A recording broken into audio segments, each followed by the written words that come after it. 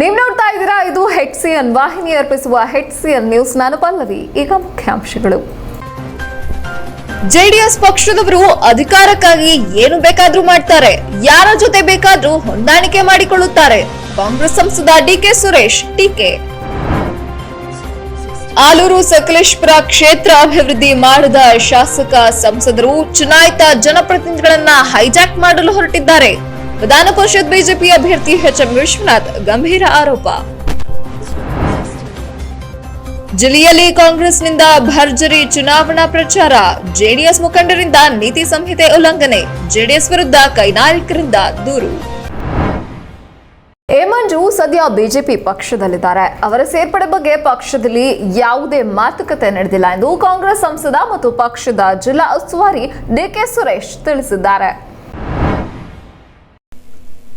ಹಾಸನದಲ್ಲಿ ಮಾಧ್ಯಮದವರೊಂದಿಗೆ ಮಾಜಿ ಸಚಿವ ಎ ಮಂಜು ಅವರು ಕಾಂಗ್ರೆಸ್ ಪಕ್ಷ ಸೇರುವ ವಿಚಾರ ಪತ್ರಕರ್ತರ ಪ್ರಶ್ನೆಗೆ ಉತ್ತರಿಸಿದ ಸಂಸದ ಸುರೇಶ್, ಇದುವರೆಗೂ ಈ ವಿಚಾರ ಚರ್ಚೆಗೆ ಬಂದಿಲ್ಲ ಎಂದರು. ಕೊಡಗಿನಲ್ಲಿ ಎ ಮಂಜು ಪುತ್ರ ಸ್ಪರ್ಧೆ ವಿಚಾರ ಮಂಜೂರವರ ಪ್ರಚಾರ ಮಾಡುವುದು ಅವರ ವೈಯಕ್ತಿಕವಾದುದು. ಅವರ ಪುತ್ರ ಜಿಲ್ಲಾ ಪಂಚಾಯಿತಿ ಸದಸ್ಯರಾಗಿ ಕಾಂಗ್ರೆಸ್ ಪಕ್ಷದಲ್ಲಿ ಇದ್ದವರು. ಎ ಮಂಜು ಮಾಜಿ ಸಚಿವರು. ಅವರು ಕಾಂಗ್ರೆಸ್ ಪಕ್ಷ ಸೇರ್ಪಡೆ ವಿಚಾರದಲ್ಲಿ ಹೈಕಮಾಂಡ್ ಸೂಕ್ತ ತೀರ್ಮಾನ ತೆಗೆದುಕೊಳ್ಳಲಿದೆ. ನಾನು ಜಿಲ್ಲೆಯ ಚುನಾವಣೆ ಇತಿಹಾಸ ಬದಲಾಯಿಸಲು ಶಾಸಕ ಪ್ರೀತಂ ಜೇಗೌಡ, ಶಿವಲಿಂಗೇಗೌಡ, ಬಾಲಕೃಷ್ಣರವರ ಬಳಿ ನಮ್ಮ ಅಭ್ಯರ್ಥಿ ಶಂಕರ್ಗೆ ಮತ ಕೋರುತ್ತೇನೆ ಎಂದು ಹೇಳಿದರು. ದೇವೇಗೌಡರ ಮತ್ತು ಪ್ರಧಾನಿ ಮೋದಿ ಭೇಟಿ ವಿಚಾರವಾಗಿ ಮಾತನಾಡಿದ ಸಂಸದ ಡಿಕೆ ಸುರೇಶ್, ಯಾವುದೇ ಕ್ಷಣದಲ್ಲಿ ಒಂದಾಗ್ತಾರೆ ಎಂಬುದು ಗೊತ್ತಿದೆ. ಜೆಡಿಎಸ್ನವರು ಬಿಜೆಪಿ ಜೊತೆ ಅಥವಾ ಯಾರ ಜೊತೆ ಬೇಕಾದರೂ ಹೊಂದಾಣಿಕೆ ಮಾಡಿಕೊಳ್ಳುತ್ತಾರೆ. ಅಧಿಕಾರಕ್ಕೋಸ್ಕರ ಅವರು ಸ್ಥಾನ ಉಳಿಯಲು ಅವರು ಏನು ಬೇಕಾದರೂ ಮಾಡ್ತಾರೆ. ಅವರು ಅದನ್ನ ಮೊದಲಿನಿಂದಲೂ ಮಾಡಿಕೊಂಡು ಬಂದಿದ್ದಾರೆ, ಮುಂದೆಯೂ ಮಾಡ್ತಾರೆ ಎಂದು ಟೀಕಿಸಿದರು. ಯಲಹಂಕ ಶಾಸಕ SR ವಿಶ್ವನಾಥ್ ಹತ್ಯೆ ಸುಪಾರಿ ವಿಚಾರ ಅದು ಫೇಕ್ ವಿಡಿಯೋ, ರಾಜಕೀಯ ವೈಯಕ್ತಿಕವಾಗಿ ತೆಗೆದುಕೊಳ್ಳಬಾರದು. ಪೊಲೀಸ್ ಇಲಾಖೆ ತನಿಖೆ ನಡೆಸುತ್ತಿದೆ. ತನಿಖೆ ನಂತರ ಸತ್ಯಾಂಶ ಹೊರಬರಲಿದೆ ಎಂದರು. ಈಗಾಗಲೇ ಗೋಪಾಲಕೃಷ್ಣ ಅವರು ವಿಡಿಯೋ ಆಡಿಯೋ ರಿಲೀಸ್ ಮಾಡಿದ್ದೇವೆ ಅಂತಿದ್ದಾರೆ. ಫೇಕ್ ವಿಡಿಯೋ ಎಂದು ಸಿಸಿಬಿಗೆ ಸಲ್ಲಿಸಿದ್ದಾರೆ. ಯಾರೂ ಕೂಡ ರಾಜಕಾರಣದಲ್ಲಿ ವೈಯಕ್ತಿಕ ದ್ವೇಷ ಮಾಡುವುದು ಒಳ್ಳೆಯದಲ್ಲ. ರಾಜಕೀಯವಾಗಿ ಹೋರಾಟ ಮಾಡಬೇಕು. ಯಾವ ಪಕ್ಷದಲ್ಲಾದರೂ ಇರಲಿ, ರಾಜಕೀಯವಾಗಿ ಹೋರಾಟ ಮಾಡಲಿ. ಕಾಂಗ್ರೆಸ್, ಬಿಜೆಪಿ, ಜೆಡಿಎಸ್ ಯಾವುದೇ ಪಕ್ಷದಲ್ಲಿದ್ರೂ ಈ ರೀತಿ ಮಾಡುವುದು ಸರಿಯಲ್ಲ. ಇದಕ್ಕೆ ಪೊಲೀಸರು ಅದಕ್ಕೆ ಬೇಕಾದ ಮಾಹಿತಿ ಕಲೆ ಹಾಕ್ತಿದ್ದಾರೆ. ಗೋಪಾಲಕೃಷ್ಣ ಅವರು ಈಗಾಗಲೇ ಹೇಳಿಕೆಯನ್ನೇ ಬಿಡುಗಡೆ ಮಾಡಿದ್ದಾರೆ. ಆದರೆ ನಮ್ಮ ಪಕ್ಷ ಯಾವತ್ತೂ ಕೂಡ ಇಂತಹ ಕೆಲಸ ಬೆಂಬಲಿಸಲ್ಲ ಎಂದು ಹೇಳಿದರು. ರಾಜ್ಯ ಯುವ ಕಾಂಗ್ರೆಸ್ನ ಜಿಲ್ಲಾಧ್ಯಕ್ಷರಾಗಿ ಕೆಲಸ ಮಾಡಿದ್ದವರು, ಅವರು ZP ಮೆಂಬರ್ ಆಗಿದ್ರು. ಜೊತೆಗೆ ಅವರು ಪಕ್ಷದಿಂದ ಯಾವತ್ತೂ ಕೂಡ ಆಚೆ ಹೋಗಿಲ್ಲ. ಸೊ ಹಾಗಾಗಿ ಅವ್ರ ಪಕ್ಷದಲ್ಲಿ ಏನಿದ್ರು ಅವರ ಪಕ್ಷ ಅವ್ರನ್ನ ಗುರುತಿಸಿ ಅವ್ರಿಗೆ ಅಲ್ಲಿ ಟಿಕೆಟನ್ನು ಕೊಟ್ಟಿದೆ. ಮಂಜೂರವರು ಹೋಗಿ ಚುನಾವಣಾ ಪ್ರಚಾರ ಮಾಡ್ತೀನಿ ಅಂತ ಅಂದರೆ ಅದು ಅವರ ವೈಯಕ್ತಿಕವಾದಂಥ ವಿಚಾರನೆ ಹೊರತು ಪಕ್ಷ ಅದನ್ನು ಸಮರ್ಥನೆ ಮಾಡ್ಕೊಳ್ಳೋದಿಲ್ಲ. ನಾನು ಶಿವಲಿಂಗೇಗೌಡರ ಬೆಂಬಲ ಕೋರ್ತೇನೆ, ಪ್ರೀತಮ್ ಅವರ ಬೆಂಬಲವನ್ನು ಕೋರ್ತೇನೆ, ನಮ್ಮ ಕುಮಾರಸ್ವಾಮಿ HK ಕುಮಾರಸ್ವಾಮಿ ಅವರ ಬೆಂಬಲವನ್ನು ಕೋರ್ತೇನೆ, ನಮ್ಮ ಬಾಲಕೃಷ್ಣರವರ ಬೆಂಬಲವನ್ನು ಕೋರ್ತೇನೆ, ನಮ್ಮ ಶಿವಲಿಂಗೇಗೌಡರ ಬೆಂಬಲವನ್ನು ಕೋರ್ತೇನೆ.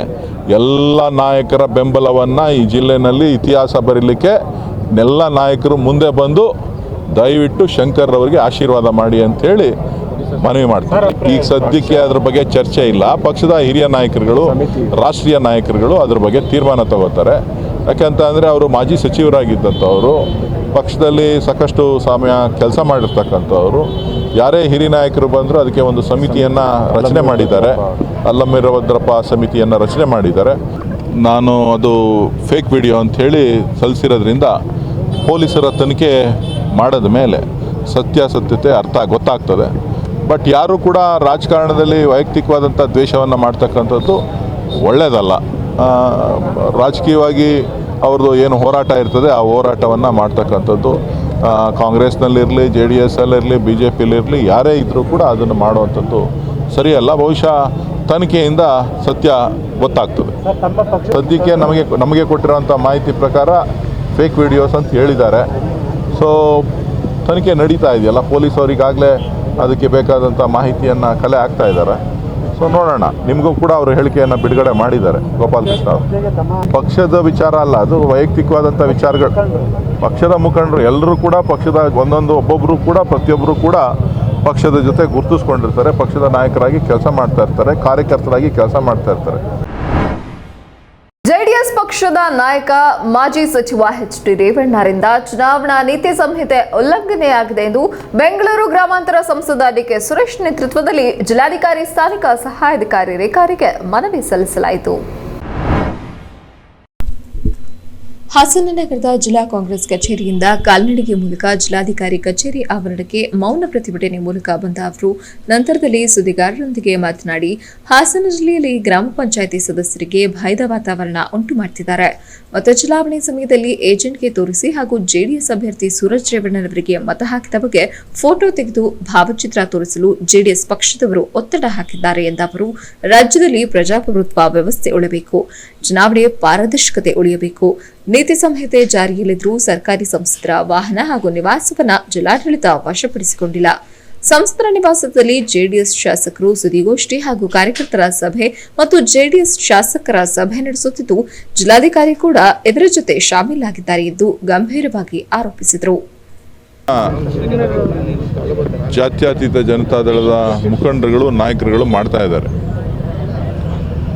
ಯಾವ ಗ್ರಾಮ ಪಂಚಾಯಿತಿ ಸದಸ್ಯರಿಗೆ ಮತದಾನದ ಹಕ್ಕಿದೆ ಅವರಿಗೆ ಅನೇಕ ಆಮಿಷಗಳನ್ನು ತೋರೋದ್ರ ಮುಖಾಂತರ ಅದರ ಜೊತೆಯಲ್ಲಿ ಮತವನ್ನು ಚಲಾವಣೆ ಮಾಡುವಂಥ ಸಂದರ್ಭದಲ್ಲಿ ಮತ ತೋರಿಸಿ ನಮ್ಮ ಏಜೆಂಟ್ಗೆ ಹಾಕಬೇಕು ಅಂತೇಳಿ ಅವ್ರಿಗೆಲ್ರಿಗೂ ಕೂಡ ತಿಳಿಸ್ತಾ ಇದ್ದಾರೆ.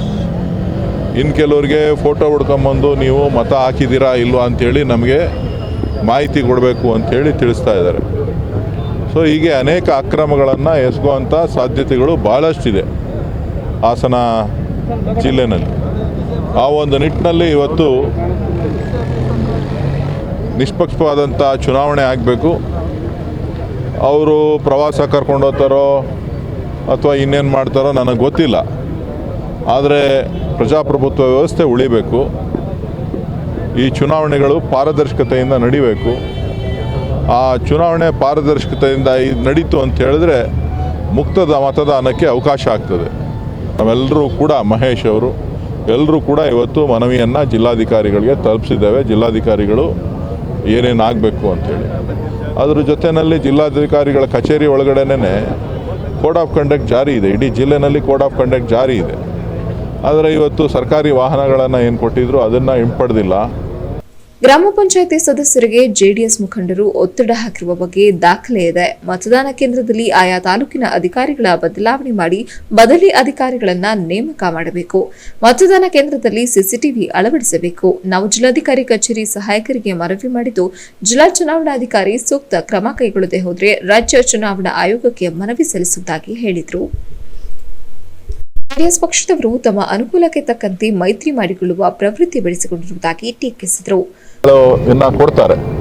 ಸೊ ಹಾಗಾಗಿ ಅವರಿಗೆ ಮುಕ್ತ ಮತದಾನ ಆಗಬೇಕು ಅಂತಕ್ಕಂಥದ್ದು ನಮ್ಮ ಒತ್ತಾಯ. ಇಲ್ಲಿರೋದು ಪಂಚಾಯಿತಿ ಸದಸ್ಯರಿಗೆ ಮಾತ್ರ ಮತದಾನ. ಎಲ್ಲ ಪಂಚಾಯಿತಿ ಕೇಂದ್ರ ಸ್ಥಾನಗಳಲ್ಲಿ ಪಂಚಾಯಿತಿ ಕಚೇರಿಗಳಲ್ಲಿ ಮತದಾನವನ್ನು ಹಕ್ಕನ್ನು ಕೊಟ್ಟಿದ್ದಾರೆ. ಬೂತ್ಗಳಿರ್ತದೆ, ಅಲ್ಲಿ ತೋರ್ಸಾಕಬೇಕು ಅಂತಕ್ಕಂಥದ್ದು. ಅದಕ್ಕೋಸ್ಕರ ನಾವು CCTV ಮೊಬೈಲು ಎಲ್ಲವನ್ನು ಕೂಡ ಮೊಬೈಲ್ ಬ್ಯಾನ್ ಮಾಡಬೇಕು, CCTV ಅಳವಡಿಸಬೇಕು.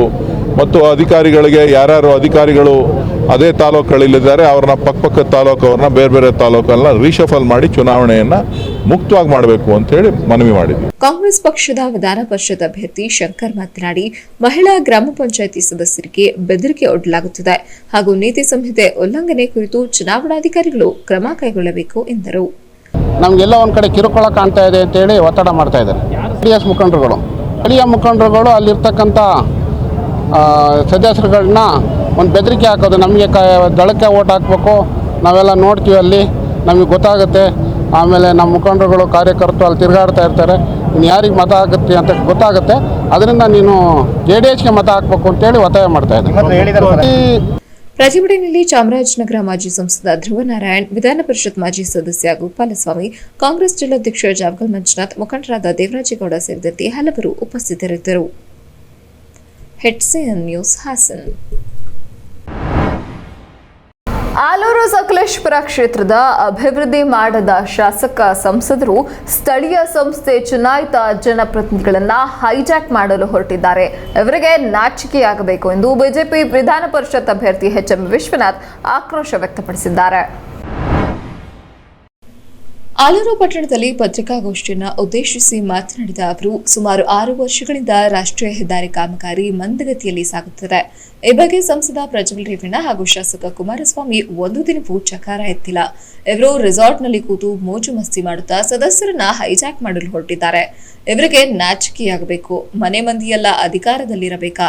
ಜಿಲ್ಲೆಯ ಅಭಿವೃದ್ಧಿ ಬಗ್ಗೆ ಕಿಂಚಿತ್ತೂ ಕಾಳಜಿ ವಹಿಸದ ಇವರು ಹಾಸನ ಜಿಲ್ಲೆಯ ಅಭಿವೃದ್ಧಿಯಿಂದ ವಂಚಿತರಾಗುವಂತೆ ಮಾಡಿದ್ದಾರೆ ಎಂದರು. ಮತ ಕೇಳಲು ಇವರಿಗೆ ಯಾವ ನೈತಿಕತೆ ಇದೆ? ಎಚ್.ಕೆ. ಕುಮಾರಸ್ವಾಮಿ ಸುಮಾರು 13 ವರ್ಷಗಳಿಂದ ಈ ಭಾಗದಲ್ಲಿ ಶಾಸಕರಾಗಿ ಯಾವುದೇ ಅಭಿವೃದ್ಧಿ ಮಾಡದೆ ಜನರಿಗೆ ಸುಳ್ಳು ಹೇಳಿಕೊಂಡು ಕಾಲ ಕಳೆಯುತ್ತಿದ್ದಾರೆ. ಕಾಡಾನೆ ಸಮಸ್ಯೆ ಬಗ್ಗೆ ಒಂದೇ ಒಂದು ದಿನ ಗಟ್ಟಿಯಾಗಿ ಧ್ವನಿ ಎತ್ತಲಿಲ್ಲ. ಇದರ ಪರಿಣಾಮವಾಗಿ ಈ ಭಾಗದ ಹಲವು ರೈತರು, ಕೂಲಿ ಕಾರ್ಮಿಕರು ಜೀವ ತೆತ್ತಿದ್ದಾರೆ. ಜನರ ಸಾವಿಗೆ ಇವರೇ ನೇರ ಹೊಣೆಗಾರರು. ಈಗ ಇದ್ದಕ್ಕಿದ್ದಂತೆ ಕಾಲ್ನಡಿಗೆ ಜಾಥಾ ಮಾಡ್ತೀನಿ ಎಂದು ಹೇಳುತ್ತಿರುವುದು ಜನರನ್ನ ದಾರಿ ತಪ್ಪಿಸಲು ಹೊರಟಿದ್ದಾರೆ. ಇವರಿಗೆ ನಾಚಿಕೆಯಾಗಬೇಕು ಎಂದ ಅವರು, ಆಲೂರು ಸಕಲೇಶಪುರ ಕ್ಷೇತ್ರದಲ್ಲಿ ಶಾಸಕ ಕುಮಾರಸ್ವಾಮಿ ಅಭಿವೃದ್ಧಿ ಬಗ್ಗೆ ಬಹಿರಂಗ ಚರ್ಚೆಗೆ ಬರಲಿ. ಯಾರು ಅಭಿವೃದ್ಧಿ ಮಾಡಿದ್ದಾರೆ ಎಂದು ಜನರಿಗೆ ತಿಳಿಯಲಿ ಎಂದರಲ್ಲದೆ, ವಿಧಾನ ಪರಿಷತ್ ಚುನಾವಣೆಯಲ್ಲಿ ಮತ ನೀಡಿ ನನ್ನನ್ನು ಆಯ್ಕೆ ಮಾಡಿದ್ರೆ 3 ತಿಂಗಳಲ್ಲಿ ಕಾಡಾನೆ ಸಮಸ್ಯೆ ಬಗೆಹರಿಸುತ್ತೇನೆ. ಈ ಬಗ್ಗೆ ಮುಖ್ಯಮಂತ್ರಿ ಜೊತೆ ಮಾತುಕತೆ ನಡೆಸಿದ್ದೇನೆ. ಈ ಬಾರಿ ಚುನಾವಣೆಯಲ್ಲಿ ಹಾಸನ ಜಿಲ್ಲೆಯ ಮತದಾರರು ನನಗೆ ಮತ ನೀಡುತ್ತಾರೆ. ಇದನ್ನು ತಡೆಯಲು ಯಾರಿಂದಲೂ ಸಾಧ್ಯವಿಲ್ಲ ಎಂದರು. ಈ ಭಾಗದಲ್ಲಿ ಆನೆ ಬಂದು ಕೂತ್ಕೊಂಡಿದ್ದಾವಲ್ಲ, ಈ ಆನೆ ಕಳಿಸೋರು ಯಾರು? ನಿನ್ನೆ ನಾನೊಂದು ಮಾನ್ಯ ಶಾಸಕರು ತುಂಬಾ ಲಜ್ಜೆಗೆಟ್ಟಂತೆ ಒಂದು ಸ್ಟೇಟ್ಮೆಂಟ್ ನೋಡಿದೆ. ಆ ಸ್ಟೇಟ್ಮೆಂಟಿನ ಸಾರಾಂಶ ಹೇಗಿದೆ ಅಂದ್ರೆ, ಭಾರಿ ನಗು ಬರುತ್ತೆ ಜನರಿಗೆಲ್ಲ, ಯಾರು ನಂಬಲ್ಲ. ಕಾಲ್ನಡಿಗೆ ಜಾಥಾ ಮಾಡ್ತಾರಂತೆ ಆಲೂರಿನ ಸಕಲೇಶಪುರದಿಂದ ಬೆಂಗಳೂರಿಗೆ ಕಾಲ್ನಡಿಗೆ ಜಾಥಾ. ಏನಕ್ಕೆ ಕಾಲ್ನಡಿಗೆ ಜಾಥಾ? ಆನೆನ ಆಚೆ ಕಳ್ಸೋದಕ್ಕೆ ಇಷ್ಟು ಜನ ಸಾಲದ? 8ನೇರೊಬ್ರು ಬೇಕಾ? ನಾನು ಇರ್ಬೇಕಾದ ಕಾಲದಲ್ಲಿ 2007ನೇ ಇಸ್ವಿ ಎಂಡಲ್ಲಿ ನಾನು ಇಲ್ಲಿಂದ ಇಳಿದು ಹೋಗ್ಬೇಕಾದ್ರೆ ಒಂದ್ ಆನೆ ಇರಲಿಲ್ಲ, ಒಂದೇ ಒಂದು ಆನೆ ಇರಲಿಲ್ಲ. 13 ವರ್ಷದಲ್ಲಿ 85 ಆನೆಗಳು ಬಂದು ಇಲ್ಲಿ ಕೂತಿದ್ದಾವೆ ಅಂದ್ರೆ ಒಂದೇ ದಿನ 85 ಆನೆ ಬಂದು ಕೂತಿಲ್ಲ. ಇದರಲ್ಲಿ ಇಲ್ಲೇ ಹುಟ್ಟಿದವು ಕನಿಷ್ಠ ಆದ್ರೆ ಒಂದು 25-30 ಆನೆಗಳು ಇಲ್ಲಿ ಹುಟ್ಟಿದವೇ ಇದ್ದಾವೆ. ಅಂದ್ರೆ MP ಅವರಿದ್ದು ಓಡಿಸೋದಕ್ಕೆ ಒನ್ ಡೇ ಬರಲಿಲ್ಲ. ಒಂದು ದಿನ MP ಅವರು ಬಂದು ಇಲ್ಲಿ ಕೂತಿಲ್ಲ. ಇವತ್ತು ರೆಸಾರ್ಟ್ಗಳಲ್ಲಿ ಬಂದು ಕೂರ್ತಾ ಇದ್ದಾರೆ, ಮೋಜಿನ ತಾಣದಲ್ಲಿ ಬಂದು ಕೂತ್ಕೊಂಡು ಇವತ್ತು ಹಂಟಿಂಗ್ ಮಾಡ್ತಾರೆ ಮೆಂಬರ್ಗಳನ್ನ. ಕೆಲಸ ಮಾಡಿದ್ರೆ ಯಾಕೆ ಹಂಟ್ ಮಾಡಬೇಕು? ನಾನು ಹೇಳ್ತಾ ಇದ್ದೀನಿ, ನಿಮ್ ಕಾಲ ಆಗಲ್ಲ ಇದು. ನಾವು ಮುಖ್ಯಮಂತ್ರಿ ಜೊತೆ ಮಾತಾಡಿ ಕಾರ್ಯಕ್ರಮನ ಫಿಕ್ಸ್ ಮಾಡಿ ಇನ್ನ 1 ತಿಂಗಳೊಳಗಡೆ ಇಲ್ಲಿಂದ ಆನೆಗಳನ್ನ ಎತ್ತಿ ಆಚೆ ಹಾಕೋದಕ್ಕೆ ಕಾರ್ಯಕ್ರಮ ಶುರು ಮಾಡ್ತೀನಿ ಅಂತ ಮುಖ್ಯಮಂತ್ರಿಗಳು ಭರವಸೆ ಕೊಟ್ಟ ಮೇಲೆ ಸ್ಟಂಟ್ ಮಾಡಕ್ಕೆ, ರಾಜಕೀಯದ ಸ್ಟಂಟ್, ಚುನಾವಣೆಯಲ್ಲಿ ಮತ ತಗೊಳ್ಳೋದಕ್ಕೆ, ಗಿಮಿಕ್ ಮಾಡೋದಕ್ಕೆ ಇವತ್ತು ನೀವು ಇಲ್ಲಿಂದ ಆನೆಗಳನ್ನ ಶಿಫ್ಟ್ ಮಾಡ್ತೀರಿ ಅಂತ ನಾನು ಹೇಳ್ತಾನೆ. ನಾನು ಈ ಪಶ್ಚಿಮ ಘಟ್ಟದ ಜನರನ್ನು ಕೇಳ್ತಾ ಇದ್ದೀನಿ, ನೀವು ನನಗೆ ಮತ ನೀಡಿ, 3 ತಿಂಗಳು ಟೈಮ್ ಕೊಡಿ, 1 ಆನೆ ಕೊಡೋದಿಲ್ಲ. ಇಲ್ಲಿಂದ ಎಲ್ಲ ಆನೆಗಳು ಇಲ್ಲಿಂದ ಶಿಫ್ಟ್ ಮಾಡಿಸೋಂಥ ಕೆಲಸ ಮಾಡ್ತೀವಿ.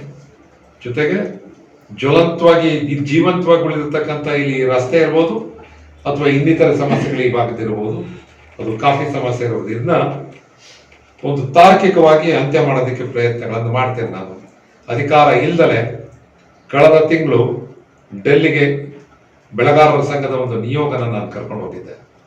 ನಮ್ಮ ಸ್ವಂತ ದುಡ್ಡಿದ್ದ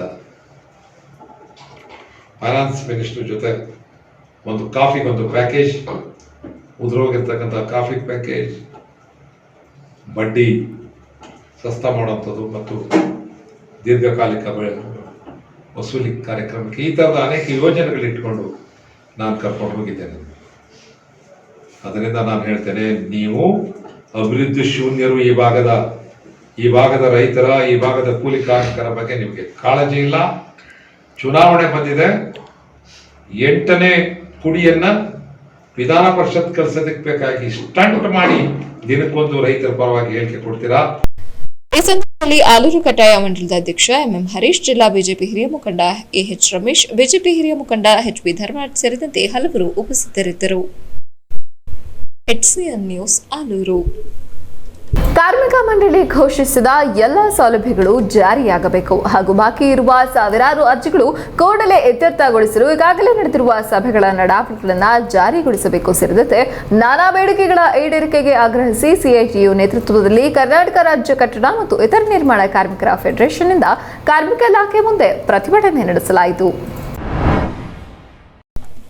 ಸರ್ಕಾರ ನಡೆಸಿದ ಸಭೆಗಳಲ್ಲಿ ನಾವು ಮಂಡಿಸಿದ ಬೇಡಿಕೆಗಳಲ್ಲಿ ಹಲವು ಪ್ರಶ್ನೆಗಳನ್ನು ಬಗೆಹರಿಸಲು ತಾವು ಕ್ರಮ ಕೈಗೊಂಡಿರುವುದನ್ನು ನಾವು ಸ್ವಾಗತಿಸುತ್ತೇವೆ. ಆದರೆ ಇದಾದ ಸುಮಾರು 2 ತಿಂಗಳ ಬಳಿಕವೂ ನಾವು ಇತ್ಯರ್ಥಪಡಿಸಲು ಕೋರಿದ್ದ ಹಲವು ಸಮಸ್ಯೆಗಳು ಇನ್ನೂ ಪರಿಹಾರ ಕಂಡಿಲ್ಲ. ಇದು ಸಹಜವಾಗಿಯೇ ಸಾವಿರಾರು ಕಾರ್ಮಿಕರು ಮತ್ತು ಅವರ ಕುಟುಂಬಗಳ ನಡುವೆ ಅಸಮಾಧಾನಕ್ಕೆ ಕಾರಣವಾಗಿದೆ. ಕಟ್ಟಡ ಉದ್ಯಮವನ್ನು ರಕ್ಷಿಸಬೇಕು. ಕಟ್ಟಡ ಮತ್ತು ಇತರ ನಿರ್ಮಾಣ ಕಾರ್ಮಿಕ ಕಾನೂನು 1996 ಹಾಗೂ ಸೆಸ್ ಕಾನೂನು 1996 ಕಾನೂನು ಪುನರ್ ಸ್ಥಾಪಿಸಬೇಕು. ದೇಶದಾದ್ಯಂತ ಕಾನೂನುಬದ್ಧವಾಗಿ ರಚನೆಯಾಗಿರುವ ಕಲ್ಯಾಣ ಮಂಡಳಿ ಉಳಿಯಬೇಕು ಎಂದರು. ನಿರಂತರವಾಗಿ ಏರಿಕೆಯಾಗುತ್ತಿರುವ ಕಟ್ಟಡ ಸಾಮಗ್ರಿಗಳ ಬೆಲೆಗಳ ನಿಯಂತ್ರಣ ಮಾಡಬೇಕು. ಕಟ್ಟಡ ಸಾಮಗ್ರಿಗಳ ಮೇಲೆ ವಿಧಿಸಲಾಗುತ್ತಿರುವ ಜಿಎಸ್ಟಿ ಕಡಿತಗೊಳಿಸಬೇಕು ಹಾಗೂ ಅಂತಾರಾಜ್ಯ ವಲಸೆ ಕಾರ್ಮಿಕರ ಕಾನೂನು 1979 ಪರಿಣಾಮಕಾರಿ ಜಾರಿ ಮಾಡಬೇಕು ಎಂದು ಆಗ್ರಹಿಸಿದರು. ಲಾಕ್ಡೌನ್ ನಗದು ಪರಿಹಾರ ಪಾವತಿ 3,000 ರೂಪಾಯಿ ಎಲ್ಲರಿಗೂ ಸಿಗುವ ವ್ಯವಸ್ಥೆಯಾಗಬೇಕು. ಕೊನೆ ದಿನಾಂಕವನ್ನು ಡಿಸೆಂಬರ್ 31ರವರೆಗೂ ವಿಸ್ತರಿಸಬೇಕು. ರೇಷನ್ ಕಿಟ್, ಟೂಲ್ ಕಿಟ್, ಸುರಕ್ಷಾ ಕಿಟ್ ಖರೀದಿಯಲ್ಲಿ ಪಾರದರ್ಶಕತೆ ಕಾಪಾಡದೇ ಇರುವುದು ಇದು ಅಕ್ರಮ ಹಾಗೂ ಭ್ರಷ್ಟಾಚಾರಕ್ಕೆ ಅವಕಾಶವಾಗಿರುವುದು ಈಗಾಗಲೇ ಜಗಜ್ಜಾಹೀರಾಗಿದೆ ಎಂದು ಹೇಳಿದರು. ಮನೆ ನಿರ್ಮಾಣಕ್ಕೆ 5 ಲಕ್ಷ ಸಹಾಯಧನ ಕೊಡಬೇಕು. ಮತ್ತು ಕಟ್ಟಡ ಕಾರ್ಮಿಕರಿಗೆ ಅಪಘಾತ ಪರಿಹಾರವಾಗಿ 5 ಲಕ್ಷ ಪರಿಹಾರವನ್ನು ಕೊಡ್ತಾ ಇದ್ದಾರೆ. ಅದನ್ನು 10 ಲಕ್ಷಕ್ಕೆ ಹೆಚ್ಚಳ ಮಾಡಬೇಕು. ಮತ್ತು ಬಾಕಿ ಇರ್ತಕ್ಕಂಥ ವೈದ್ಯಕೀಯ ವೆಚ್ಚ ಇರ್ಬೋದು, ಶೈಕ್ಷಣಿಕ ವೆಚ್ಚ ಇರ್ಬೋದು, ಬೇರೆ ಬೇರೆ ಯಾವುದೆಲ್ಲ ಸೌಲಭ್ಯಗಳು ವೆಚ್ಚ ಪರಿಹಾರಕ್ಕಾಗಿ ಅರ್ಜಿ ಹಾಕಿದ್ದಾರೆ. ಅವನ್ನೆಲ್ಲ ಕೂಡಲೇ ಇತ್ಯರ್ಥ ಮಾಡಬೇಕು ಅಂತೇಳಿ ಇವತ್ತು ನಾವು ಕಟ್ಟಡ ಕಾರ್ಮಿಕರ ಸಂಘ CIT ನೇತೃತ್ವದಲ್ಲಿ ಇಡೀ ದೇಶಾದ್ಯಂತ 2 ದಿನ ರಾಷ್ಟ್ರೀಯ ವ್ಯಾಪಿ ಮುಷ್ಕರವನ್ನು ಹಮ್ಮಿಕೊಂಡಿದ್ದೇವೆ. ಈ ಬೇಡಿಕೆಗಳನ್ನು ಸರ್ಕಾರ ಕೂಡಲೇ ಈಡೇರಿಸ್ತಾ ಹೋದರೆ ಮುಂದಿನ ದಿನಗಳು ತೀವ್ರವಾದಂಥ ಹೋರಾಟವನ್ನು ಹಮ್ಮಿಕೊಳ್ಬೇಕಾಗ್ತದೆ. ಹಾಗೆ ಏನು ಕಾರ್ಮಿಕ ಕಾಯ್ದೆಗಳನ್ನು ತಿದ್ದುಪಡಿ ಮಾಡಿ 4 ಸಮಿತಿಗಳನ್ನ ಮಾಡಿದ್ದಾರೆ, ಅವನು ಕೂಡ ಕೂಡಲೇ ರದ್ದು ಮಾಡಬೇಕು. ಹಾಗೆಯೇ ಕಲ್ಯಾಣ ಮಂಡಳಿ ಉಳಿಬೇಕು ಅಂತೇಳಿ ನಾವು ಈ ಹೋರಾಟದ ಮೂಲಕ ಸರ್ಕಾರವನ್ನು ಒತ್ತಾಯಿಸ್ತಾ ಇದ್ದೇವೆ. ಪ್ರತಿಭಟನೆಯಲ್ಲಿ ಸಿಐಟಿಯು ಕಾರ್ಮಿಕ ಸಂಘದ ಕಾರ್ಯದರ್ಶಿ ಅರವಿಂದ್, ಕರ್ನಾಟಕ ರಾಜ್ಯ ಕಟ್ಟಡ ಮತ್ತು ಇತರೆ ನಿರ್ಮಾಣ ಸಂಘದ ಮೋಹನ್ ಕುಮಾರ್, ಆನಂದ್ ಕೆಲವತ್ತಿ, ಮಹೇಶ್, ಅಂತೋಣಿ ಸೇರಿದಂತೆ ಹಲವರು ಉಪಸ್ಥಿತರಿದ್ದರು. HCN news Haasan.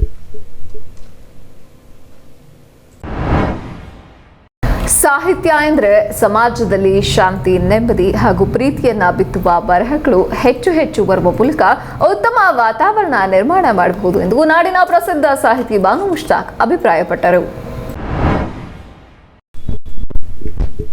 ಹಾಸನ ನಗರದ ಅರಳಿಕಟ್ಟೆ ವೃತ್ತದ ಬಳಿ ಇರುವ ಸಂಸ್ಕೃತ ಭವನದಲ್ಲಿ ರಾಜ್ಯ ಮಟ್ಟದ 5ನೇ ವರ್ಷದ ಕವಿಕಾವ್ಯ ಸಂಭ್ರಮ 2021 ಉದ್ಘಾಟಿಸಿ ಮಾತನಾಡಿದ ಅವರು, ಸಾಹಿತ್ಯಿಕವಾದಂತಹ ಒಂದು ಅಸ್ಮಿತೆಯನ್ನ ಇಡೀ ರಾಜ್ಯ ಮತ್ತು ದೇಶಾದ್ಯಂತ ಸಾರುತ್ತಿದೆ. ಕನ್ನಡದ ಕಂಪನ, ಸಾಹಿತ್ಯದ ರುಚಿಯನ್ನ ಎಲ್ಲಾ ಕಡೆಗಳಲ್ಲಿ ಪ್ರಸರಿಸಲು ಹೆಚ್ಚಿನ ಸಕ್ಷಮವಾದಂತಹ ತೊಡಗುವ ವಾತಾವರಣ ಹಾಸನದಿಂದ ಕಂಡುಬರುತ್ತಿದೆ. ಜೊತೆಗೆ ಸೂಕ್ಷ್ಮವಾದ ಅವಲೋಕನ ಮಾಡುವುದಾದರೆ ಇಲ್ಲಿನ ಮಹಿಳಾ ಸಾಹಿತಿಗಳು ಒಂದು ದೊಡ್ಡ ದಂಡೆ ಇದ್ದು, ಶೈಲಜಾ ಹಾಸನ್ ಸೇರಿದಾಗೆ ಅದ್ಭುತವಂತಹ ಒಂದು ತಂಡ ಇದೆ ಎಂದರು. ಎಲ್ಲರೂ ತಮ್ಮ ವೈಯಕ್ತಿಕವಾದಂತಹ ಸಾಹಿತ್ಯ ಕೃಷಿಯಲ್ಲಿ ತೊಡಗಿದ್ದರೂ ಕೂಡ ನಿರಂತರದಿಂದ ಸಂಬಂಧ ಕೂಡ ಅಷ್ಟು ಪ್ರಬಲವಾಗಿದೆ. ಒಬ್ಬರಿಗೊಬ್ಬರು ಕೈ ಹಿಡಿದು ನಡೆಸುವಂತಹ ಅನನ್ಯವಾದಂತಹ ಸಾಹಿತ್ಯ ಕೃಷಿಯನ್ನ ನೀಡಿದ್ದಾರೆ ಎಂದು ಹೇಳಿದರು.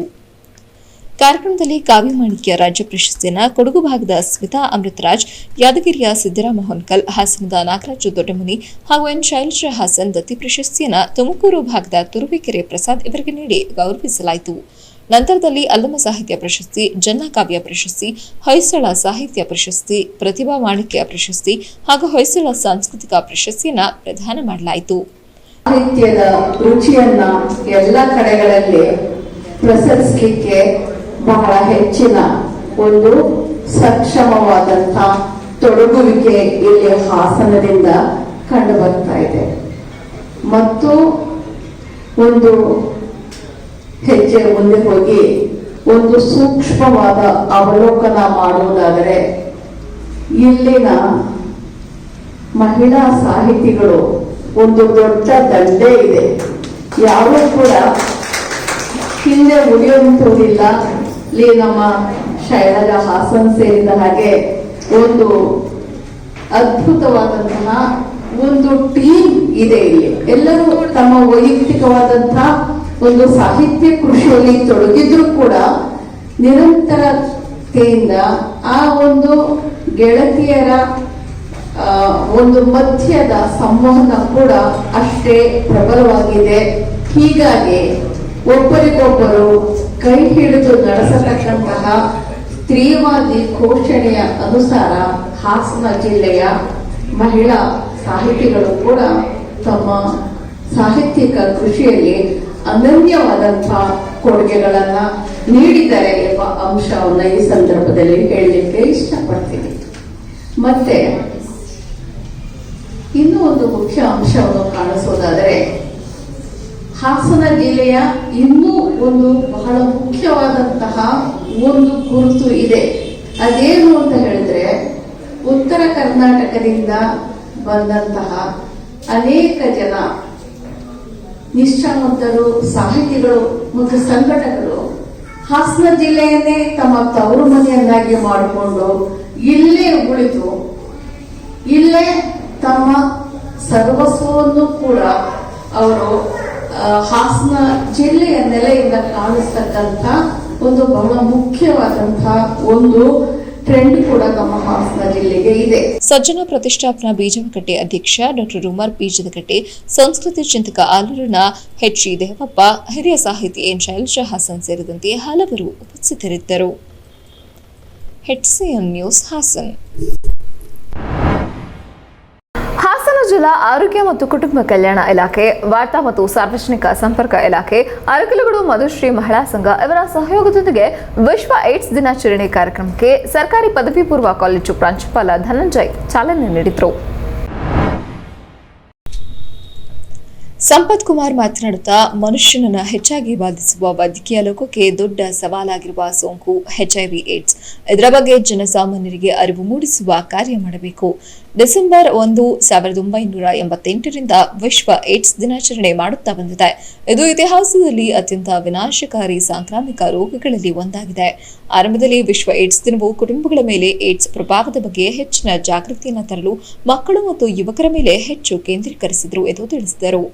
ಮುಖ್ಯ ಅತಿಥಿಗಳಾಗಿ ಭಾಗವಹಿಸಿದ ಧನಂಜಯ್ ಎಂಎಂ ಮಾತನಾಡುತ್ತಾ, ಏಡ್ಸ್ ತಡೆಗಟ್ಟುವ ಕ್ರಮಗಳಾದ HIV ಸೋಂಕಿತ ವ್ಯಕ್ತಿಯೊಂದಿಗೆ ಲೈಂಗಿಕ ಸಂಪರ್ಕವನ್ನು ಹೊಂದುವುದನ್ನು ತಡೆಯುವುದು, ರಕ್ತದಾನ ಪಡೆಯುವ ಮುಂಚೆ HIV ಪರೀಕ್ಷೆ ಮಾಡುವುದು, HIV ಸೋಂಕಿತ ತಾಯಿಯು ಮಗುವಿಗೆ ಮೊಲೆಹಾಲು ನೀಡುವುದನ್ನು ತಡೆಯುವುದು ಮುಂತಾದ ಕ್ರಮಗಳನ್ನು ಕೈಗೊಳ್ಳಬೇಕು ಎಂದು ತಿಳಿಸಿದರು. ಹರೀಶ್ ಕೇಟಿ ಅವರು ಯುವ ಸ್ಪಂದನ ಕೇಂದ್ರದ ವಿಷಯಗಳಾದ ಶಿಕ್ಷಣ, ಆರೋಗ್ಯ ಮತ್ತು ಜೀವನ ಶೈಲಿ, ಲಿಂಗ ಮತ್ತು ಲೈಂಗಿಕತೆ ಸಂವಹನ, ಸಂಬಂಧಗಳು, ಮಾರ್ಗದರ್ಶನ ಭಾವನೆ ವಿಷಯ ಬಗ್ಗೆ ಅರಿವು ಮೂಡಿಸಲಾಯಿತು ನೀಡಿದರು.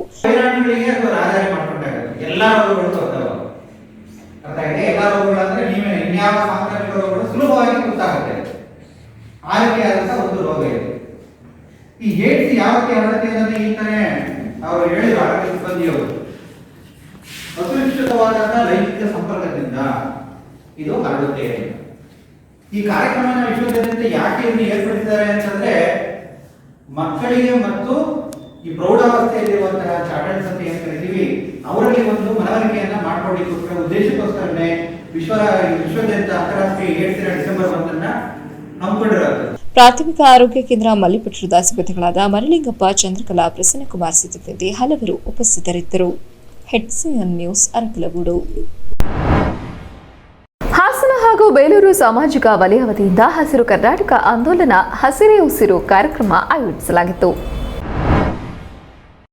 ಬೇಲೂರು ಪಟ್ಟಣದ ಶ್ರೀ ಚೆನ್ನಕೇಶವ ದೇವಾಲಯದ ಆವರಣದಲ್ಲಿ ಆಯೋಜಿಸಿದ್ದ ಕಾರ್ಯಕ್ರಮದಲ್ಲಿ ಬೀದಿ ನಾಟಕ ಮೂಲಕ ಅರಣ್ಯ ಹೇಗೆ ಕಾಪಾಡಬೇಕು ಮತ್ತು ಅದರಿಂದಾಗುವ ಉಪಯೋಗಗಳು, ಪರಿಸರ ರಕ್ಷಣೆ ಹಾಗೂ ಅರಣ್ಯ ನಾಶದ ಬಗ್ಗೆ ದೃಶ್ಯರೂಪದ ಮೂಲಕ ಜಾನಪದ ಕಲಾತಂಡದಿಂದ ನಡೆಸಿಕೊಡಲಾಯಿತು. ಈ ಸಂದರ್ಭದಲ್ಲಿ ಮಾತನಾಡಿದ ಉಪವಲಯ ಅರಣ್ಯಾಧಿಕಾರಿ MK ನಾಗೇಶ್, ಅರಣ್ಯ ಸಂಪತ್ತು ನಾಶವಾಗಿ ಪ್ರಕೃತಿ ಮೇಲೆ ವಿಪರೀತ ಪರಿಣಾಮ ಬೀರುತ್ತಿದ್ದು ಅನೇಕ ರೋಗಗಳಿಗೆ ಮಾನವ ತುತ್ತಾಗುತ್ತಿದ್ದಾನೆ. ಅಕಾಲಿಕ ಮಳೆ, ಸರಿಯಾದ ಸಮಯದಲ್ಲಿ ಮಳೆ ಬಾರದಿರುವುದು, ಅರಣ್ಯ ನಾಶದಿಂದ ಉತ್ತಮ ಗಾಳಿ, ಪರಿಸರ ನಮಗೆ ಸಿಗದೇ ಇರುವುದು, ಮಾನವನ ದುರಾಸೆಗಾಗಿ ಕಾಡು ನಾಶ, ಇದರಿಂದಾಗಿ ಪ್ರಕೃತಿ ವಿಕೋಪ ರೂಪ ತಾಳುತ್ತಿದೆ. ಇವೆಲ್ಲವನ್ನ ಗಮನದಲ್ಲಿಟ್ಟುಕೊಂಡು ಜನರಿಗೆ ಜಾಗೃತಿ ಮೂಡಿಸುವ ಮೂಲಕ ನಾವು ಬೀದಿ ನಾಟಕದ ಮುಖಾಂತರ ಅರಣ್ಯ ಹೇಗೆ ಕಾಪಾಡಬೇಕು ಎಂದು ತಿಳಿಸಲಿದ್ದೇವೆ ಎಂದರು.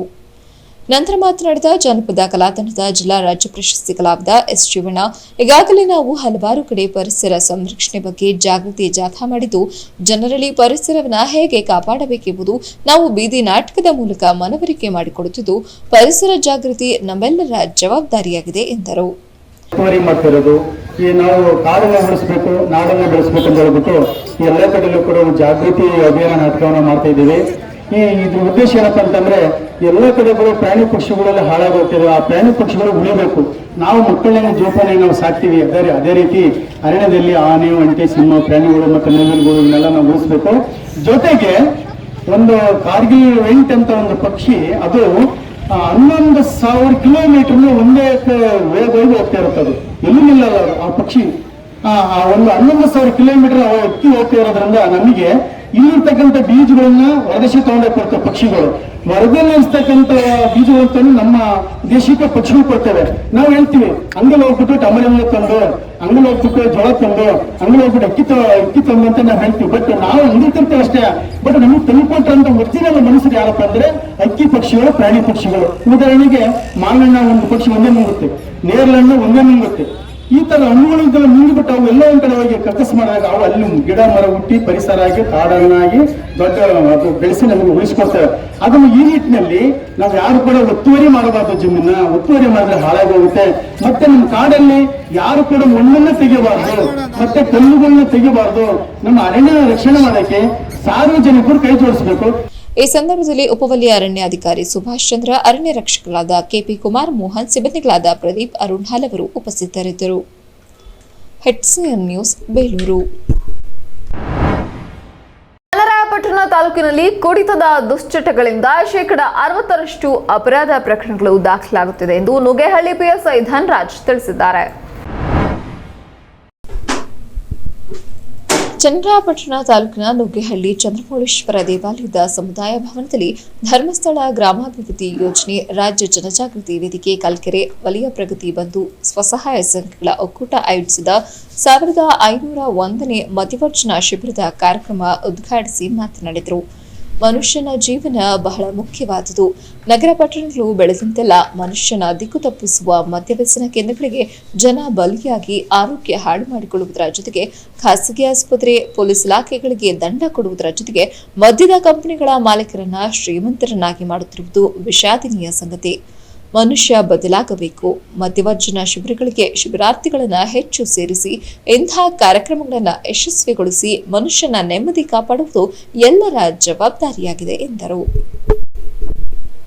ನಾಗರಿಕ ವೇದಿಕೆ ಅಧ್ಯಕ್ಷ ತೋಟಿ ನಾಗರಾಜ್ ಮಾತನಾಡಿ, ಧರ್ಮಸ್ಥಳದ ಧರ್ಮಾಧಿಕಾರಿ ಡಾ ವೀರೇಂದ್ರ ಹೆಗ್ಗಡೆಯವರು ವಿವಿಧೆಡೆ ಧರ್ಮ ಕೇಂದ್ರ ಶಿಕ್ಷಣ ಸಂಸ್ಥೆಗಳನ್ನು ತೆರೆದು ಸಾವಿರಾರು ಮಕ್ಕಳಿಗೆ ಶಿಕ್ಷಣ, ವಸತಿ, ಊಟ, ಸಾಮೂಹಿಕ ಮದುವೆ ಕಾರ್ಯಕ್ರಮಗಳನ್ನು ಮಾಡುವುದರ ಜೊತೆಗೆ 1501ನೇ ಮಧ್ಯವರ್ಜನ ಶಿಬಿರ ಮಾಡಿ ಮನುಷ್ಯನನ್ನ ಸನ್ಮಾರ್ಗದಲ್ಲಿ ನಡೆಸುತ್ತಿರುವುದು ದೇಶದಲ್ಲಿ ಶ್ಲಾಘನೀಯ ವಿಚಾರ. ಇಂತಹ ಕಾರ್ಯಕ್ರಮಗಳಿಗೆ ಒಗ್ಗಟ್ಟಾಗಿ ಆರ್ಥಿಕ ಸಹಾಯ ನೀಡುವುದರಿಂದ ಪುಣ್ಯ ಲಭಿಸುತ್ತದೆ ಎಂದರು. ಸಮಾಜಕ್ಕೆ ಉತ್ತಮ ಸಂದೇಶವನ್ನು ಕೊಡಿ ಅಂತ ಹೇಳ್ತಾ ಲಾಸ್ಟ್ ಕೊನೆಯದಾಗಿ ಈ ಒಂದು ಕಾರ್ಯಕ್ರಮವನ್ನು ಮುಗಿಸಲು ನಾವು ಇನ್ನೊಂದು ಗಮನ ದಯವಿಟ್ಟು ಕೇಳಿ.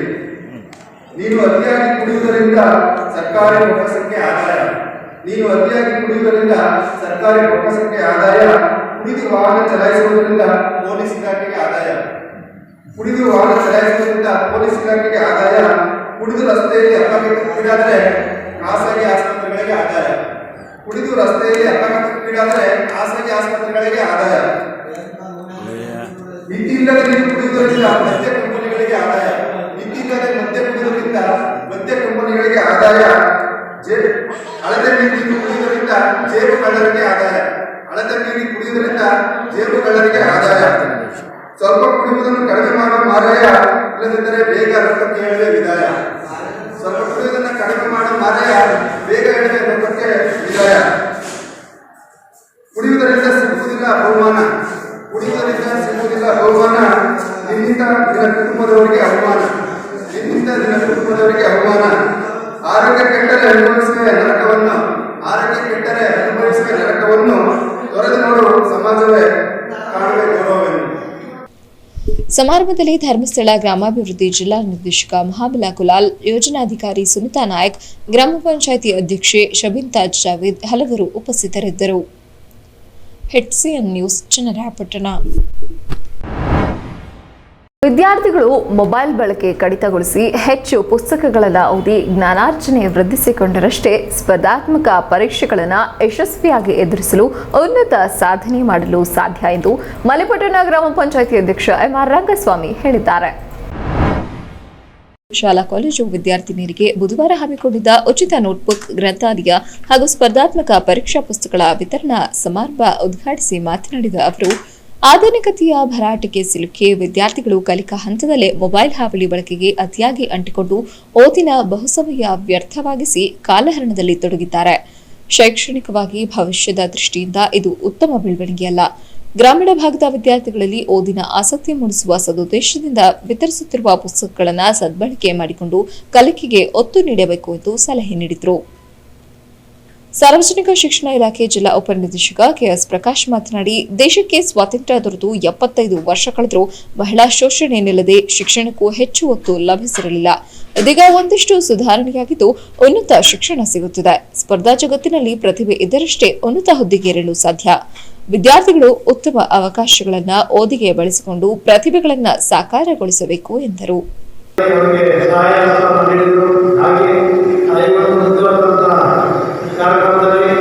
ನಮ್ಮ ಈ ಹಳ್ಳಿಯ ಮಕ್ಕಳಿಗೆ ಈ ಒಂದು ಹೆಣ್ಣು ಮಕ್ಕಳಿಗೆ ಅದರಲ್ಲೂ ವಿಶೇಷವಾಗಿ ಈ ಒಂದು ಪುಸ್ತಕಗಳನ್ನು ಕೊಟ್ಟು ಅದೇ ಪುಸ್ತಕಗಳನ್ನು ನಮ್ಮ ಶಾಲೆಯಲ್ಲಿ ಇಟ್ಕೊಂಡು ಓದಿ ಮತ್ತೆ ಮುಂದುವರೆದು ಅದೇ ಪುಸ್ತಕಗಳನ್ನು ಎಲ್ಲ ವಿದ್ಯಾರ್ಥಿಗಳು ಇದೇ ಈ ಪುಸ್ತಕವನ್ನು ಓದಿಕೊಂಡು ಅವರ ಜ್ಞಾನವನ್ನು ವೃದ್ಧಿಸಿಕೊಳ್ಬೇಕು ಅಂತ ಆ ಒಂದು ಅವರ ಒಂದು ಕಾರ್ಯಕ್ರಮ ತುಂಬ ಅದ್ಭುತವಾಗಿದೆ. ಯಾಕೆಂದರೆ ತುಂಬ ಬೇರೆ ಬೇರೆ ವಸ್ತುಗಳನ್ನು ಕೊಡ್ತಾರೆ ಶಾಲೆಗಳಿಗೆ. ಅವರ ಒಂದು ವೈಯಕ್ತಿಕವಾಗಿ ಹಾಗೂ ಅವರ ಒಂದು ಮತ್ತೆ ವೈಯಕ್ತಿಕವಾಗಿ ನೋಡಿಕೊಳ್ಳುವುದರಿಗೆ ಹಾಗೂ ಅವರೊಂದು ಶಾಲೆಗಳಿಗೆ ಒಂದು ಏನು ಕಬಾಡ್ಗಳ ಸಮೇತ ಮಾಡಿಕೊಂಡಿದ್ದಾರೆ. ವಿಶೇಷವಾಗಿ ಮುಂದೆ ಅವರು ನಿಮಗೆ ಪುಸ್ತಕಗಳು ಉಳ್ಕೊಂಡು ಮುಂದಿನ ಪೀಳಿಗೆಗೆ ಅದೇ ಥರ ಮುಂದುವರೆದುಕೊಂಡಿಲ್ಲ. ಇವಾಗ ಏನು ಪುಸ್ತಕಗಳನ್ನ ಓದಿ ನಿಮ್ಮ ಒಂದು ಕೋವೆ ಸಂಸ್ಥೆಯ ಸುಮಾ ಮಾತನಾಡಿ, ಗ್ರಾಮೀಣ ಪ್ರದೇಶದಲ್ಲಿ ವಿದ್ಯಾರ್ಥಿಗಳು ಶೈಕ್ಷಣಿಕವಾಗಿ ಸವಲತ್ತುಗಳ ಕೊರತೆ ಅನುಭವಿಸಿರುವುದನ್ನು ಚಿಕ್ಕಂದಿನಿಂದಲೂ ಮನಗಂಡು ಉಚಿತವಾಗಿ ಪುಸ್ತಕಗಳನ್ನು ವಿತರಿಸಲಾಗುತ್ತಿದೆ. ವಿದ್ಯಾರ್ಥಿನಿಯರು ಉನ್ನತ ಶಿಕ್ಷಣ ಪಡೆದು ಸಮಾಜದ ಬದಲಾವಣೆಗೆ ಶ್ರಮಿಸಬೇಕು ಎಂದು ಮನವಿ ಮಾಡಿದರು. HCM news Arkalgud. HCM ನ್ಯೂಸ್ನಲ್ಲಿ ಈಗ ಒಂದು ಚಿಕ್ಕ ಬ್ರೇಕ್. ಕಷ್ಟಪಟ್ಟು ಹಣ ಕೂಡಿಸಿ ಒಡವೆ ಮಾಡಿಸಿರ್ತೀರಿ. ಮಕ್ಕಳ ಉನ್ನತಾಭ್ಯಾಸಕ್ಕೋ ಅವರ ಮದುವೆಗೋ ಇಲ್ಲ ಯಾವುದಾದ್ರೂ ಆರೋಗ್ಯ ಸಮಸ್ಯೆಗೋ ಹಣ ಬೇಕಾದಾಗ ಆ ಚಿನ್ನವನ್ನ ಮಾರೋಕೆ ಅಂತ ಹೋದ್ರೆ ಬೇಕಾಬಿಟ್ಟಿ ಬೆಲೆ ಕೇಳ್ತಾರೆ ಅನ್ನೋ ಚಿಂತೆಲಿದ್ದೀರಾ? ಇನ್ನು ಮೇಲೆ ಆ ಚಿಂತೆ ಮಾಡೋ ಪ್ರಮೇಯನೇ ಇಲ್ಲ. ಹಿಂದೆ ಹಿಂದೂಸ್ತಾನ್ ಗೋಲ್ಡ್ ಕಂಪನಿಗೆ ಬನ್ನಿ. ನಿಮ್ಮಲ್ಲಿರೋ ಹಳೆ ಚಿನ್ನ ಆಗ್ಲಿ ಅಥವಾ ನೀವ್ ಅಡ ಇಟ್ಟಿರೋ ಚಿನ್ನ ಆಗ್ಲಿ ತಕ್ಷಣ ಬಿಡಿಸಿ ಇಂದಿನ ಆನ್ಲೈನ್ ಬೆಲೆಗೆ ಕೊಂಡುಕೊಂಡು ಕೂಡ್ಲೆ ಬಾಕಿ ಹಣವನ್ನ ನಿಮ್ಮ ಕೈಗಿಡ್ತಾರೆ. ನಿಮ್ಮ ಕನಸಿನ ಸಾಕಾರಕ್ಕೆ ಜೊತೆಯಾಗ್ತಾರೆ. ಹಿಂದೂಸ್ತಾನ್ ಗೋಲ್ಡ್ ಕಂಪನಿ, ಇದು ನಿಮ್ಮ ಕಂಪನಿ.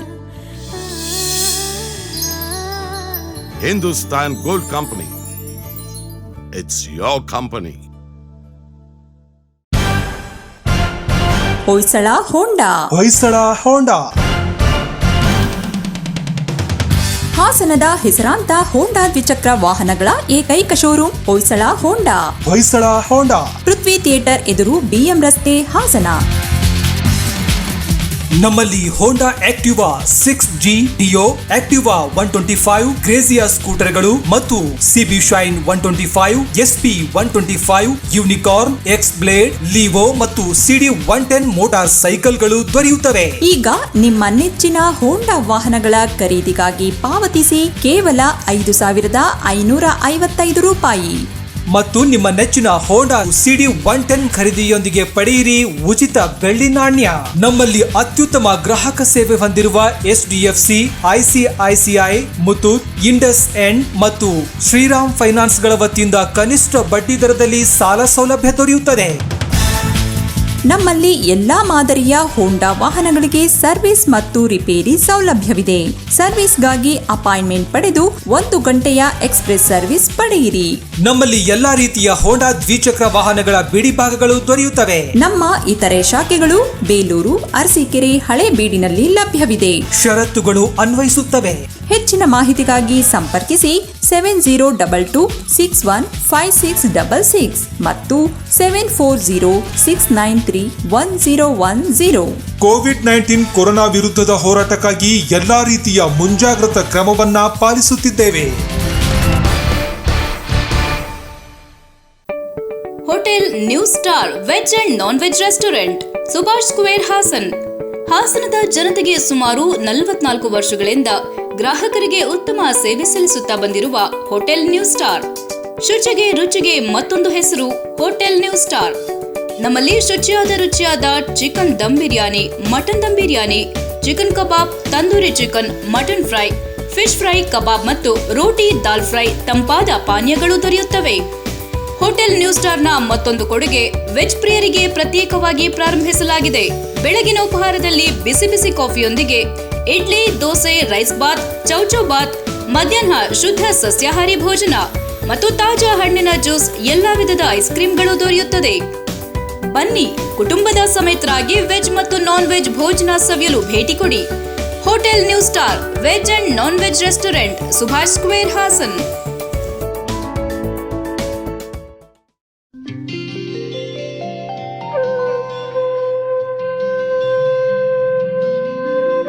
ಶ್ರೀ ಗುರುಗಳ ಆಶೀರ್ವಾದದೊಂದಿಗೆ ಬಿಟಿಎಸ್ ನಗರ ಬೇಲೂರು ಇದೀಗ ನಿವೇಶನ ಕೊಳ್ಳುವವರಿಗೊಂದು ಸುವರ್ಣಾವಕಾಶ.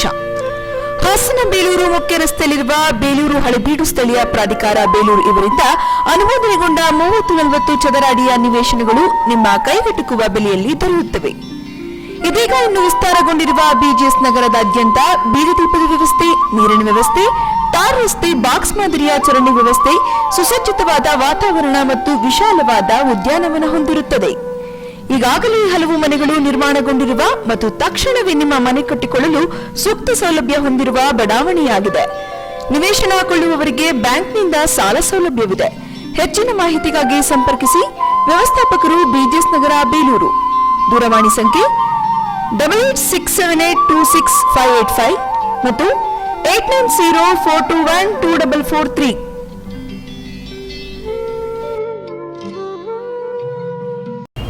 ಬ್ರೇಕ್ ನಂತರ HCN ನ್ಯೂಸ್ಗೆ ಮತ್ತೊಮ್ಮೆ ಸ್ವಾಗತ.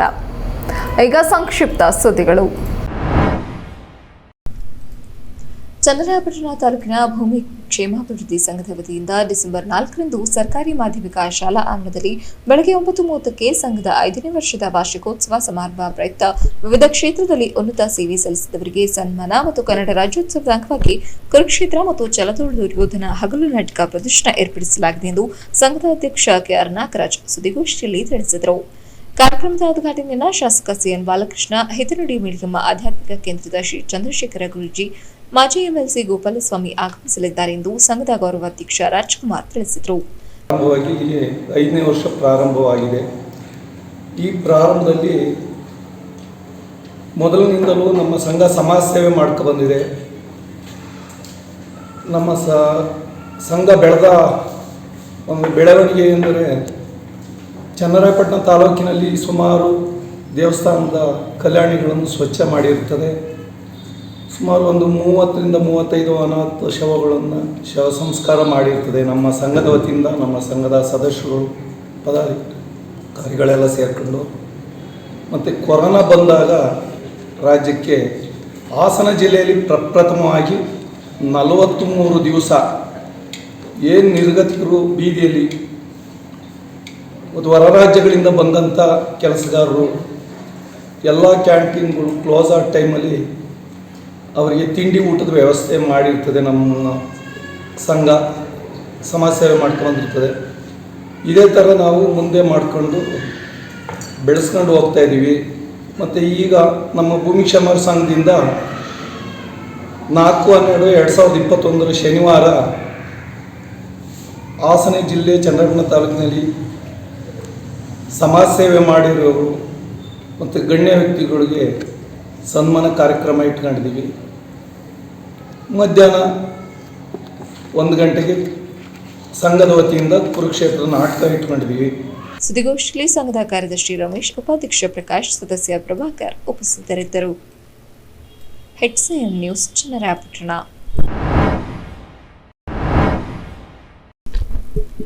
ಕಾಂಗ್ರೆಸ್ ಮುಖಂಡ ಹಾಗೂ ಮಾಜಿ ಶಾಸಕ ಸಿಎಸ್ ಪುಟ್ಟೇಗೌಡರಿಗೆ ಮಾತೃವಿಯೋಗವಾಗಿದೆ. 95 ವರ್ಷದ ಬೋರಮ್ಮ, ಮಾಜಿ ಶಾಸಕ ಸಿಎಸ್ ಪುಟ್ಟೇಗೌಡ ಮಾತೃಶ್ರೀಯಾಗಿರುವ ಇವರು ನಿನ್ನೆ ಸಂಜೆ ವಿಧಿವಶರಾಗಿದ್ದಾರೆ.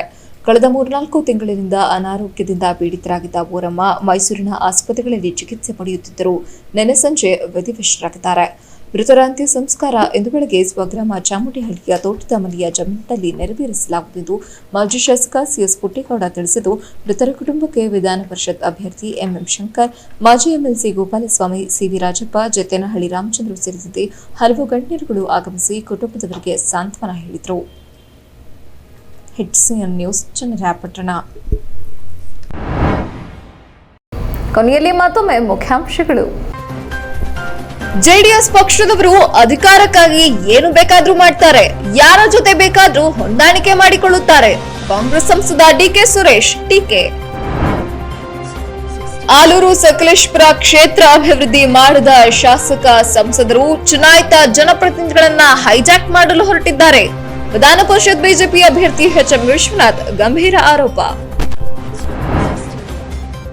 ಜಿಲ್ಲೆಯಲ್ಲಿ ಕಾಂಗ್ರೆಸ್ನಿಂದ ಭರ್ಜರಿ ಚುನಾವಣಾ ಪ್ರಚಾರ, ಜೆಡಿಎಸ್ ಮುಖಂಡರಿಂದ ನೀತಿ ಸಂಹಿತೆ ಉಲ್ಲಂಘನೆ, ಜೆಡಿಎಸ್ ವಿರುದ್ಧ ಕೈನಾಯಕರಿಂದ ದೂರು.